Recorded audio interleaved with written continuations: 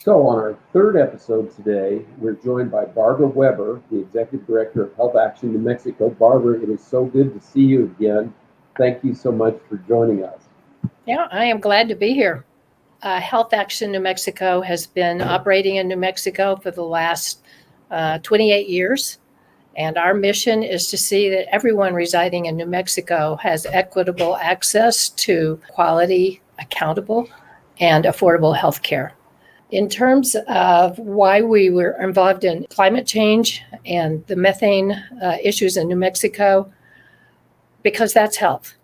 There's nothing more primary to health than the air we breathe, the ground we walk on, and gives us the plants that we eat and the water we drink. For the first time ever, our state government is looking at really revising and strengthening and creating some methane rules, some ozone precursor rules, and that's to the credit of Governor Lujan Grisham. So she made that a priority with her executive order number 003 in January, just a few days after she had taken office. That was her goal then, and I think we're all trying to help her achieve that now. There are 139,000 people approximately that live within half a mile of over 55,000 wells. So we know a lot about what the health conditions are of people who live within the half mile, and it's not good. So certainly protecting frontline workers or frontline people living in the area. Again, it's a question of public will in saying, no, this is too important to our people because of the terrible health effects that it has. And then also methane is bringing on climate crisis. And that is another health crisis in itself. We've seen that. Oil and gas is going to be looking at their stakeholders and the profits they make for their stakeholders.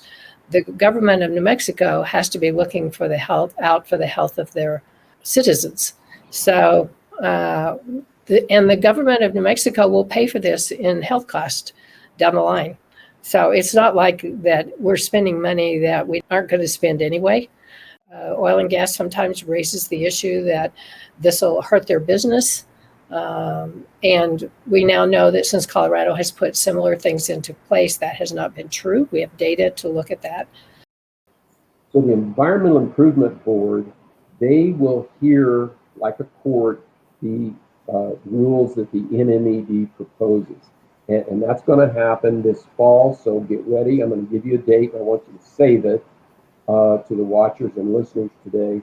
I want you to save this day. It's September 20th. That's when the hearings begin. They will go on for probably a couple, even 3 weeks as the hearing progresses. So we'll be there, and we want you to join us.